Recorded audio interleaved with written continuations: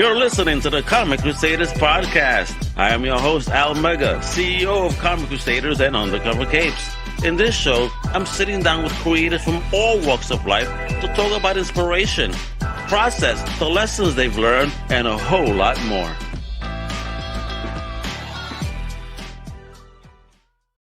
What up, everybody? Welcome to another Comic Crusaders podcast. I'm your host, Al Mega, CEO of Comic Crusaders and Undercover Capes. Welcome, one and all, to another kick-ass podcast. And today we got yet another amazingly talented individual. I mean, homie puts in the work. He's on the grind. It's animation, 3D modeling, books, comic books, crowdfunding. I mean, this guy's doing everything. Who am I speaking about? Very happy to have an amazing entrepreneur and creator, the one and only Brannon Hollingsworth. What's up, brother? How are you? How's it going, Al? Thanks for having me on. What a role, man. That's awesome. You sound great. You ready to rumble right now? Feel like a wrestling. Yeah, ready to rumble, Mr. Hollingsworth. Wepa. Let's do it. Brainy Pixel. I almost want to cheer for myself. It's so awesome. Fantastic. Well, listen, I'm very happy to have you on, man. I'm glad you reached out, because when we started looking into what Brainy Pixel is, I'm like, wow. I mean, I'm so curious how this journey kept picking up for you, and you having your hands on so many different parts of the creative journey. Very curious about that. So just start a little bit about yourself, though. What's your origin story, Brandon? Where are you from, and what was your first love in fandom? So my name is Brannon Hollingsworth, and I am primarily from Alabama in the United States. Pretty much grew up there. I lived a little while in Florida, a little while in Texas, but for the most part, it's all about sweet home Alabama for me. And I guess my first love for fandom was really writing. That's where it all really started for me. Back in the 5th grade, which was back when the dinosaurs ruled the earth, I wrote a story in the 5th grade class, and everybody in the class really enjoyed it. The teacher really enjoyed it, and I was hooked. I was like, wow, this is awesome. I want to be a writer when I grow up. And went to college for English and history. Those were my loves. Definitely not for money, because you can make a lot more writing code than writing poetry. Ain't that the truth? And so learned pretty quickly after college that the English degree wasn't going to do it for me, at least in terms of dollars and cents. So I went to the IT realm. But I've always been a creative. Ever since the 5th grade, I've always been working on side projects and storytelling, and getting into role-playing games and into art direction. So I've always dabbled and always had at least 5 or 6 creative projects on the go. And wow, what's led me to where I am now. And what type of tech are you into? What avenues did you go towards? So when I was working, I was an IT guy. I did a lot of network support, network administration. That led me into actually web programming at the very dawn of the web programming world. I did HTML and Notepad.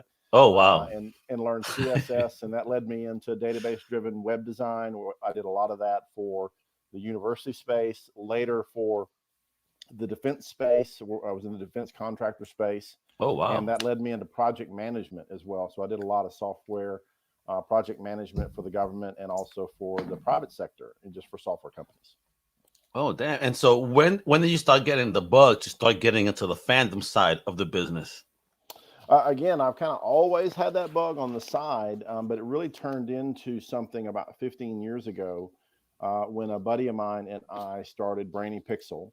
And it really all started with a YouTube channel. This was at the dawn of YouTube, and my business partner, Michael, had created a YouTube channel that was really gaining a lot of traction. And he said, I need your help, Brandon. I need you to come in and help me, with some of the keywording and some of the descriptions and writing the tags and all that stuff. And so we started this business really around this little YouTube channel, and it grew massively. We then spun that off into creating our own content. And so we created some original 3D content. He's an animator. I'm a writer. I'm an idea factory. And so we sold some content to some streaming platforms. And then, about 3 years ago, we just really felt God calling us to do solely Christian content. And so we started, we went in whole hog 3 years ago. So how did you learn to navigate the industry side of it? Selling IP or product. I mean, how was that learning curve for you? And that you're just coming from a creative side, techie side, now you're in a whole different world now. You're a hustler now. Absolutely. Yeah, it's a whole different world. And that's really been a benefit that I've been blessed with my whole life, is being able to jump into the deep end of the pool and learn pretty quickly.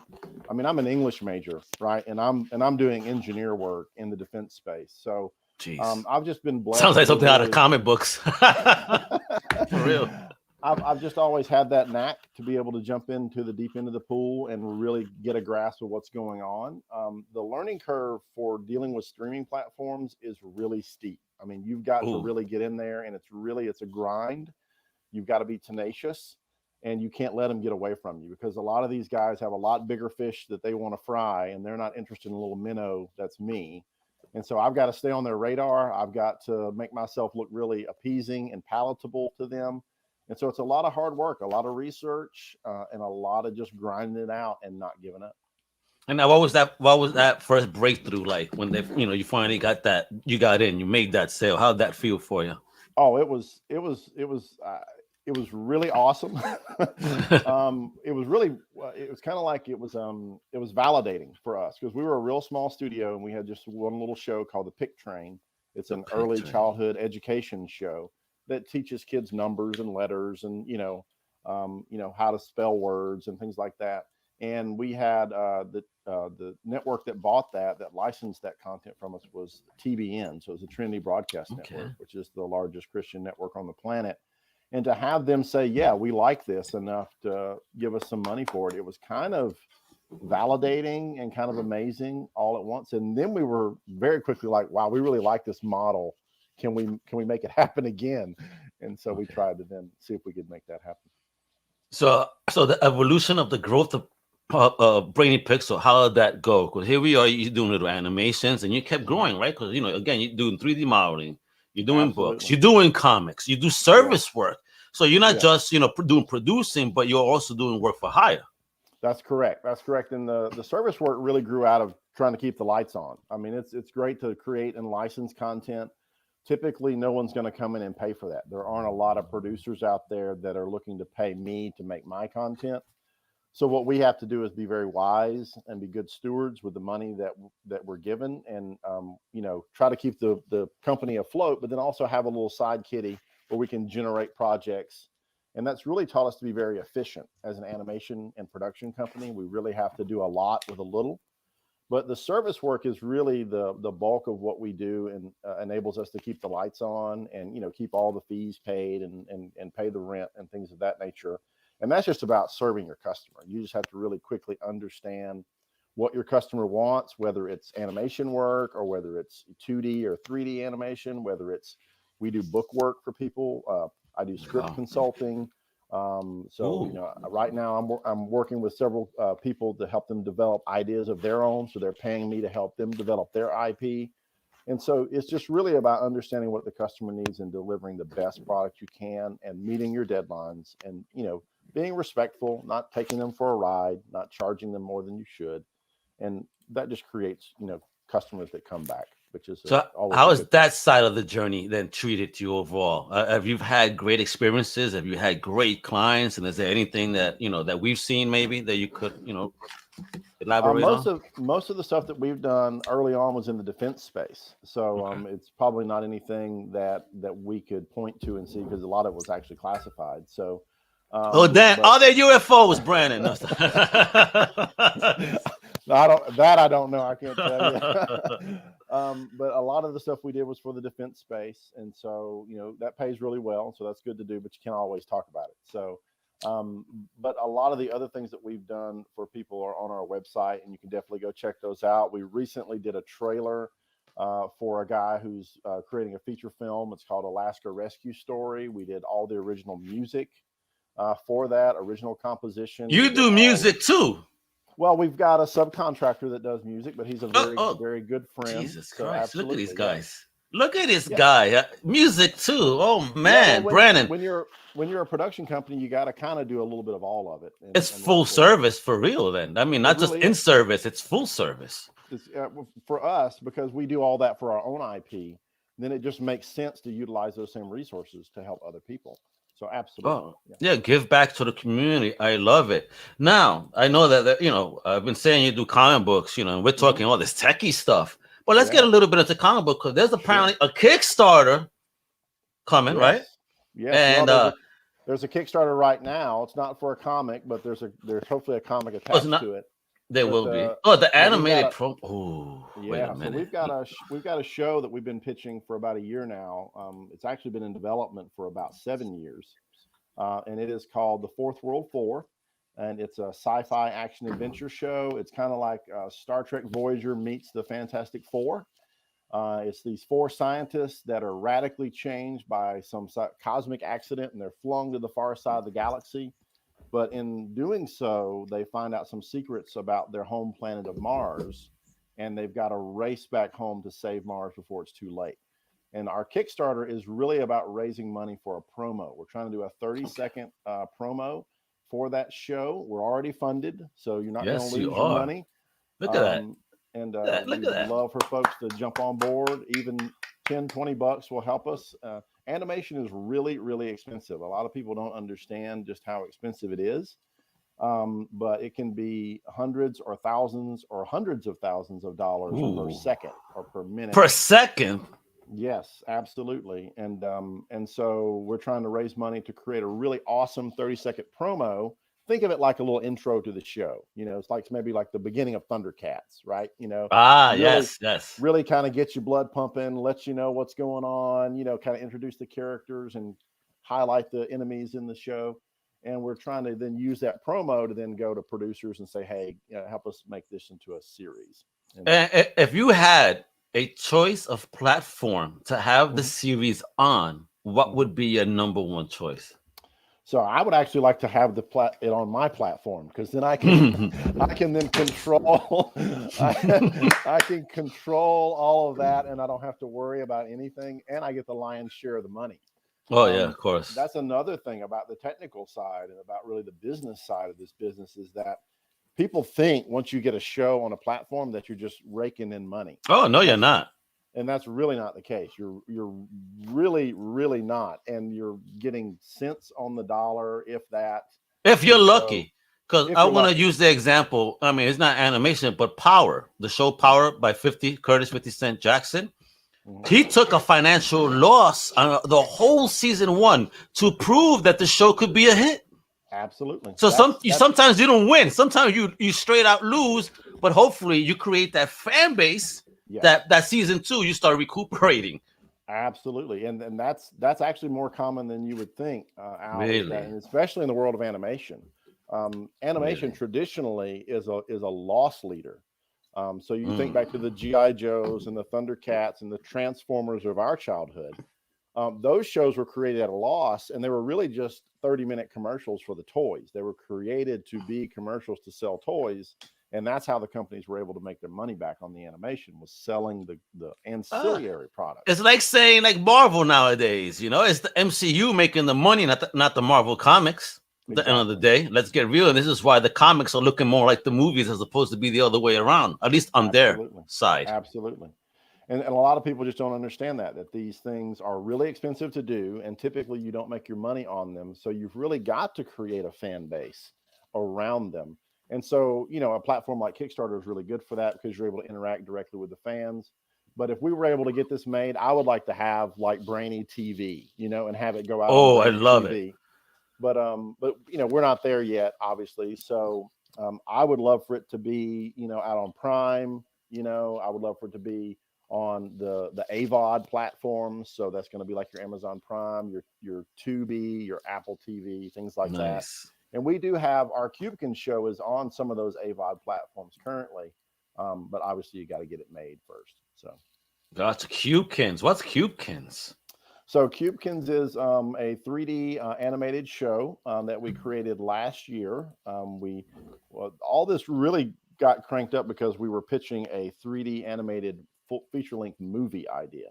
and it got a lot of people really interested. We can't talk a lot about the movie right now; it's all under No wraps. worries. No worries. But we had some people in the Christian film space that were very excited about that, and also in Hollywood that were also excited about it. And everyone said, "This is a killer idea. Don't mention this to anyone until it's ready to release." But you really need to build your name up. You need to let people know who Brainy Pixel is. Mm-hmm. So go create something that you can show. And so what we did is we created a little show called Cubekins. It's a kids show. It's about really showing people what real Christian life is like, and we deal with problems just like everybody else, but we solve them with the Bible. And so it's a silly little show that's all about a family, just dealing with real world problems. A lot of people have called it like a sitcom for kids. Oh, And, nice. We released that last year, November of last year. We made it in 8 months. It's a 22-minute show, which is crazy to make 22 minutes of animation in 8 months. It's just nuts. Okay, wait a minute. Explain this to me, 'cause this is a whole new world for Mr. Miller. Sure. All right. So what's the typical turnaround on a 22 minutes? Like, how many minutes per month can you do on an animation? So typically a show like that at the level that we produced it at, which is fairly high level for 3D animation, you're talking about a month to 2 months per minute. Per minute? Per minute. And that's a little bit on the fast side. Something like the Marvel What If series that are coming out, on Disney Plus. Yeah. Those things have a production cycle of about 3 years for each one of those. What? So yes. Per episode.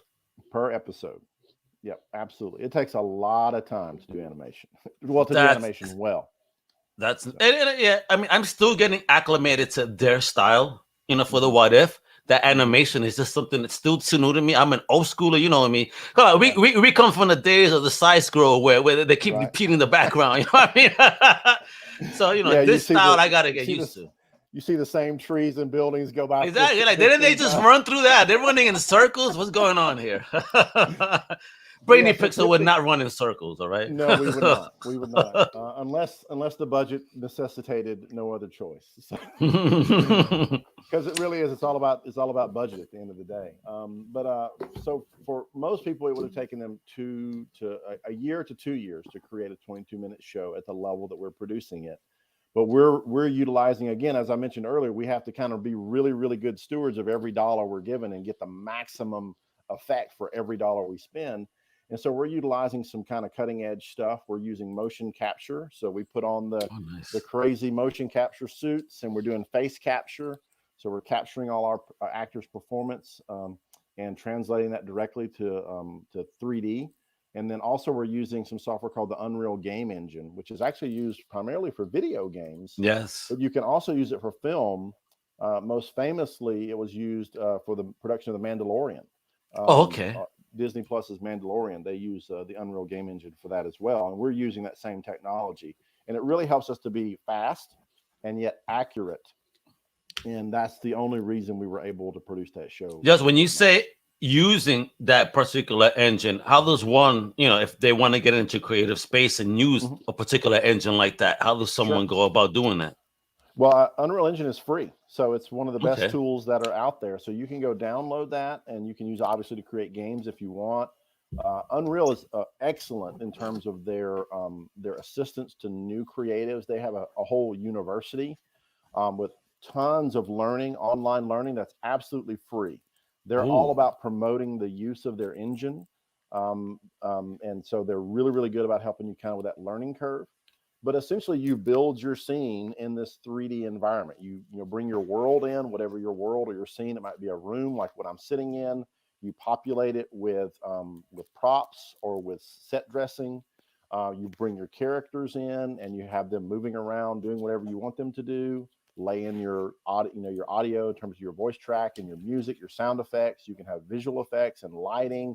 You can put your camera in that same space as a virtual camera, move it around. So really, it's a single tool that you can do just about everything in. The only real downside, I would say, to the Unreal Engine today is the animation, the techniques you use to animate inside the engine. They're not super robust yet. There are some tools you can use to animate, but what we actually use primarily is we use Blender, which is another free software to actually do our animation, and then we import those animations into that scene, and then we do all of our final lighting, visual effects, and rendering in the Unreal Engine. So how powerful of a computer would you need, to do this type of work? Let's get, You could a gaming computer like you would run, any of these modern games in will work. That's what we're using. We're using a single computer. Each animator has their own computer, but it's just one computer doing the final render, which is another amazing thing about the Unreal Game Engine is the way it renders all that 3D data is really, really efficient and very fast. So what's fast? Because I come Sure. from a different world, of course, right? So let's say, for example, if we do a 1080p, we record at 1080p at a convention for 1 hour, what are you talking? 32 gigs. Mm-hmm. What is that in terms of animation? That 1 minute, for example, what type of size are we talking about there? Well, I can tell computing you that, power. like our 22-minute show, it's hundreds of gigabytes of data, but it takes about 30 minutes to render. So it's almost real time in terms of the render. It's really fast. Traditional animation, like what Pixar does or what you would do with a render farm, that same level that we're producing with Cubekins would take days, if not months, to render. And so being able to render a show that fast is really powerful. And it allows us to be super flexible. We've even gone in and done special features where we'll go in to our fully rendered show. We'll drop a camera from another angle and re-render that scene from like a different perspective and do it in seconds and have that delivered to our customer, being a streaming platform for some bonus content. And they're just blown away that we're able to do it so quickly. So It really does kind of open up whole new worlds of being able to provide additional data using the same 3D assets that you've already got in scene. Okay. Oh, and talking about assets, I think I gotta introduce you to my boy Dion from Multiverse. Yeah, I got to hook you, and that's his favorite word. What? Assets? You guys are absolutely. Oh, absolutely. So you guys are gonna get along wonderfully. I'll tell you that much. But I want to get back to this. So right now you got funded, right? And there's stretch goals, though. I want people to understand, like, we need to keep funding this. We need to make this a reality because, like you said, it's not cheap. It's not cheap. Number one, it's not cheap. So we were actually funded within seconds. Seconds? Yes, we were funded in less than a minute. We're 100% funded in less than a minute. We were blown away. What? So, in less than 60 seconds, you got your joint funded? Yes, absolutely. We were 100% funded. And so since then, we've just been growing. And so we're absolutely adding stretch goals. Essentially, we're almost at 200% funding right now. And if we do, we're able to unlock a new character. So we've done all the concept art, as you can see, for these characters in 2D. Ooh. But now we've got to bring those characters into 3D, and that's a whole modeling process that can cost hundreds, if not thousands, of dollars. We're lucky. We're working with some really talented people who are very invested in the project, and they're giving us a discounted rate. Wonderful. So we're able to get these models done a lot cheaper than you would, like if you were going to a Disney or a Marvel or something like that. But we're hopefully soon going to unlock the next character, Ugo here, who's our ship's XO. He's been unlocked. But as you scroll down, you'll see that we've got another character, Jancy, our engineer, who's still locked. So we're very, very close. 200% we'll be able to unlock her. And also every dollar that's contributed is really adding seconds, right, to the whole length of what we can do with this animation. Because, again, it's all about dollars, because animation really just comes down to time, talent, and story. That's what it comes down to. And we've got the story, we've got the talent, but we've got to pay that talent to be able to sit there and, make sure this animation is awesome. And so it just really does cost a lot of money. And so we're just super stoked. And we're adding backer rewards as we get different milestones, various posters and digital rewards, insider information, behind the scenes stuff. And we'd love to hear from anybody if they've got suggestions of things they'd like to see. We'll entertain any ideas that are within the realm of reason. And we'd love to get this thing. We'd love to get this thing, just blown out and get all 4 characters on the screen. That would be amazing. I love how you say within the realm of reason, which leads me or leads me to believe you must have gotten some wild requests. And you're like, no, do within this, please. Yeah. Well, yes. And again, people have to understand we've gotten scripts before and they're describing the scene. They're like, the army comes over the hill with thousands of soldiers. And as an animator or an animation producer, you're sitting there just scratching your head, because for every asset that's on screen, somebody's got to build that asset. You get nothing for granted in 3D. So you've got to build that asset. You've got to clothe that asset. You've got to make sure that that asset has the proper, textures on their skin, on their clothing, on their hair, that it reacts properly with light. You've got to put, equipment on that character depending on the time. All that stuff has to be built. For our Cubekins show, we had basically a dining room and a kitchen set, right, where we had all of our characters that were in the dining room, in the kitchen, among others. We had other areas as well. But for just that one set, we built over 200 set dressings or props. So wow. Items. And we built those from nothing. We built those in 3D. We had to texture them and UV wrap them and make them look beautiful, just to make that room feel lived in. It's kind of like when you walk into an apartment for the first time. You're maybe looking for an apartment, and you walk into that space and it's just 4 blank walls and maybe some carpet. It looks very stark, very unlived in. It looks very cold and uninviting. You might see potential there, but it just doesn't look like a place you want to stay, right? And that's kind of like 3D space. You kind of put up 4 walls and maybe a floor, and that's it. That's all you got. You throw a light in there and it looks pretty stark. So you've got to make it feel lived in. You got to build all those props and all those assets, all those textures, the curtains. See? All that stuff costs. This is what I'm telling you, Brandon. You need to talk to my man Dion from Multiverse, because he says that everything within the scope of what a creator creates is in fact an asset that can be utilized for something else. Look, again, you guys, I swear you are the white version of him. and that's the way I look at creation as well. I love it. One of the reasons why we're trying to do so many things, like with Fourth World 4, we're also using this same art, and we're working on a comic book, right? That's hopefully going to come out soon. We're working on this animation, right? We're working on storybooks for kids. We're working on, lessons for homeschoolers. So yeah, you've got to, because you're investing, right? You're investing in that art, you're investing in that asset, whatever it is. And if you don't maximize that investment, then you're just leaving money on the table. So. Yep. And I want to ask you something, because I know people are probably wondering, what is Cubekins? What is Cubekins? But it's an all ages show. And, I need to know, what is Dove approved? And folks, here they are. So you can meet them, the Cubekins. Look at them. They look dope, though. Great job. Thank you. So Dove is just one of these organizations that looks at content that comes out. And in terms of family friendliness, they will give you a rating. Whether you've got language or whether you've got violence or integrity or, whatever in your shows, they're going to rate that at different levels. And so we were super blessed, and we got their highest rating after the show came out. And so that's been awesome. And we've also recently won several awards in the film festival circuit. We've won 9 awards now with Cubekins and been nominated for about 15 others. So, wow, how does that? I mean, how does that feel for validation for you, huh? It feels really awesome, because these, for the most part, these are Christian film festivals that we're going to, and they're very, very critical about the messaging, and about just the stuff you're putting in your show. And we really are. We're trying to make the best quality content for the budget that we have, and we're really trying to let people know that Christians can be just as equally creative as anybody.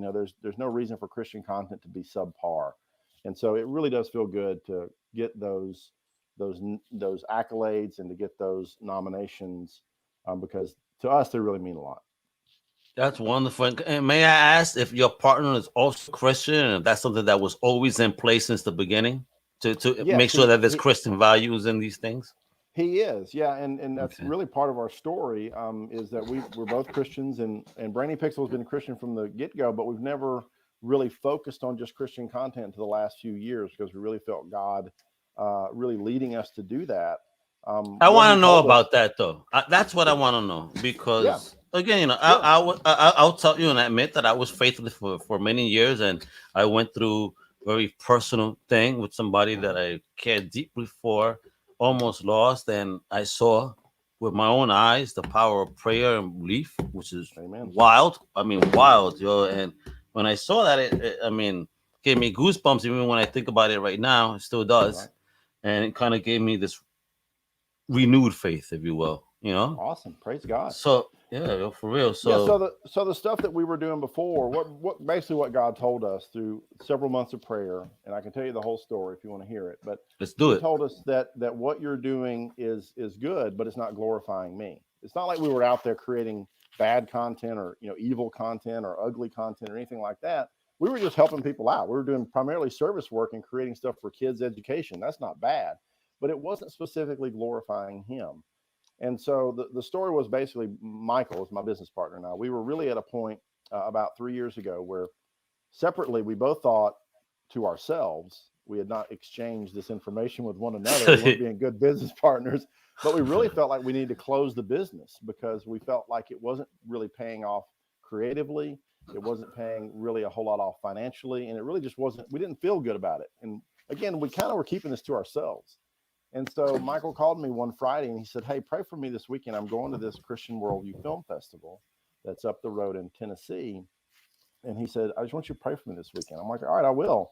And I said, I'd love to go to this festival with you, but I can't. I've got to work. And I was still doing my day job at that point. And so he goes to this festival and really just has a moment where he kind of just grapples with God and has this Abraham and Isaac moment. And he just says, hey, here's this baby, right, which is my business and which is my love of animation that I've had from basically when I was in high school. He said, and I'm putting it on the altar. And he said, either kill it, God, and take it away from me completely and remove this desire to be an animator from my life, or show me the way to make it happen, because everything I'm trying in my own strength isn't working. And a year later, Al, we were back at that same conference after months of prayer. And we were sitting down with guys who had worked on every one of the major Christian films that have been released in the past 10 years, guys that were working on Chronicles of Narnia, award-winning screenwriters. And we were telling them about this idea that God had given us for this movie. And they were like, we're all on board. Let's make this happen. And so that was really all just about following God and being obedient. And so we just turned our whole business around and said, we're not doing anything but stuff that glorifies God. And that's what we're doing. And you've been on the plus side since, I suspect, and just keep getting work. Yeah, we have been. We've been keep getting work. God's been providing every single month. A year and a half ago, I was able to go full time with the business. Whoa! So you don't have a day job. This is your day job. This is my day job. Praise God. Bless, brother. Bless. That's awesome. I can't wait to reach that point in my life where I could say goodbye, customer service. I want to do customer service for myself. That's right. That's right. So yeah, it's been amazing. It's been stunning to see what God has done. Bro, folks, are you hearing this? I mean, these are great stories. You know, there's opportunity for you to turn around and just ask these questions. It's true. Even with this, like I find myself sometimes when I doubt myself, the next day I wake up, I turn on this computer and there's like something wild. I'm like, wow, okay, I guess I got to keep going. Absolutely. I love it. And bro, I'm telling you, you are the young boy. You're the second, absolutely the second. I'm going to call you now. Awesome. Yeah, give me a call. It is wonderful. Brannon, bro, this is great. I mean, all right, so we got the project, and the project right now, we're still at how many days to go? 19 days to go, folks. So there is 19 days to go, as you can see right here. They fulfilled. But let's get to that 2 racks right there so we could see what this looks like. Right? And let's keep going forward because I want to see more. I mean, look how fire this looks. Yeah. You know what I mean? Look how cool. And again, thank you for using POC characters as well. I see that. Absolutely. And I want to know, what is this ship? That's the Progress. So that's the spaceship that our 4. Well, that's a spaceship. I'm here thinking it's like a submarine. That's fire. No, that's their spaceship. It's called the Progress, and that's the one that they're on when they're circling Mars when this cosmic event happens and slings them to the far side of the galaxy. So. You know what though? I like your design here because I feel that this makes more sense in space because space is like being in an ocean, right? In a vastness. Yep. Why do you need wings? That's right. Well, we wanted to kind of, first of all, we try to build story into everything that we do at Brainy Pixel. And so there's this whole backstory that you may learn as the series evolves, but there are a couple of people on the ship that are prior military. And so this actually used to be a military ship that was recommissioned for a science expedition. So it kind of has a little bit more of a sleeker look and feel. All the weapons have been removed, but we may be able to add them back later. You never know. Retrofit some things. But we Brother, this. if We you're wanted something traveling that in space, they need something to defend themselves with. Come on, guy. Yeah, absolutely, absolutely. But we wanted something that kind of paid homage to the Enterprise, and it kind of has that sleek look, without the nacelles. We don't want to copy it with the nacelles on the side, but we wanted to kind of nod to, the Enterprise and the Star Trek ships, but then also a little bit Battlestar Galactica. That's kind of where we were going. Oh, So Battlestar, yeah, another show I grew up on. Let's not name our ages here, but I'm an old fogey. You could tell by my white hairs now. Come on. yeah, well, I think they can probably tell with both of us, Al. So Hey, bro, yours is still brown. Look at me. I don't know. I got some gray coming up in there. So. But is that the Just for Men? No, we're not being sponsored by them. But if you want to sponsor us, we'll be more than happy to use the products. All right? Absolutely. That is so funny. Yo, Brandon, bro, you're awesome. So, folks, I want you to know something here, though. I left it until now, but this isn't the first time you're gonna see Brandon. We're gonna have him back because right now I just wanted to know a little bit about Brainy. Definitely, talk about the current project that's out there in crowdfunding, but we're going to have them back because we need to get more into that service work and see if how maybe they could be of service to you. Absolutely. Yeah. That's comics as well. Let's not forget comics. We've got a whole line of comics that we're working on too. So oh my gosh, folks, we have so much to talk about. It is going to turn into another multiverse like a Dion, where we're going to have several shows to explore everything that Brainy Pixel has to offer. And I mean, look at it. It's good content, good-hearted content. So thank you for doing that. Thank you for being creative. Thank you for being willing to share of yourself within your journey. Yeah, man. Because again, we got to give flowers to our creators, right? All of them. So That's right. Yeah, you're a newbie. So, but with that though, you're already doing great things. Well, and thank you, Al, for doing the same thing. I mean, you're giving of yourself every day on this show and giving everybody a platform, and that is awesome. So thank you, Al. Well, Comic Crusaders will always be in service to every single creator out there. Comics are for everyone, and so long as your messaging is positive, we got your back too. You know what I mean? We got you. And this has been a pleasure. So we'll talk about when he's going to return real soon. I'll share that. But Brandon, you've been amazing. Thank you. You served as an inspiration to me in these past minutes as well as we've spoken, because I'm seeing everything you're doing and I love it. You remind me a lot of myself in the fact that it's all about continued growth, using free tools because they're available. If you look, listen, you can all make your dreams come true without breaking the bank. That's right. You can. We could do a whole show just on that, Al. You have no idea. Oh, listen, I have secrets too that I use all these image tools, image compressions, cropping tools. Like, listen, you don't need to spend $500 on Adobe and then pay that $50 a month or whatever it is. Like, listen, there's so many tools out there that you could actually create your dream on a budget, because as Chris Kremitzos from Podfest says, I love this dude. He's great from Podfest. Start ugly. That's all right? What it means is just start. We all have the tools at our disposal nowadays. This is the ultimate tool. I mean, this has more shit than the first shuttle in space. That's right. Absolutely. So don't be afraid to be creative. Don't be afraid to be yourselves. Don't be afraid to share your message. It's just a fact. Brandon, look at him. He keeps growing. He went from comics to tech to animation, and he's still in that world and doing more, and not just for himself, but for others. So thank you for that, for also offering your services to others and helping them on their journey to greatness. Absolutely. You're amazing, brother. It is all God's work. So God bless you on that. I appreciate that a lot. So, folks, there you go. So I'm going to show it on screen one last time, folks. Brainy Pixel. Go to Patreon, show the love. Go to Facebook. All right. Go to Twitter. All right. And for your kids, put them on to Cubekins. They got their own channels too. Cubekins.com. On Facebook, Cubekins. They learn, it's positive, and it looks dope. Great work by great people. Music as well. We got songs in the shows as well. Epa, let's start singing, yo. Next time it's gonna be Brandon and Al Mega just singing throughout the whole podcast. Sounds great, Al. If I had the voice, I got let me try. I love it. Brandon, you've been great. Everybody, you know what to do, all right? I'm not going to tell you now, with the exception of, as I usually do until I had it, make sure to visit our comic book shop, comiccrusaders.shop. That's hosted by our retail officer, the one and only Lucas Vashina of his Drunken Chat. If you want speculation tips, tune in every Friday at midnight. to Is Drunken Chat Son.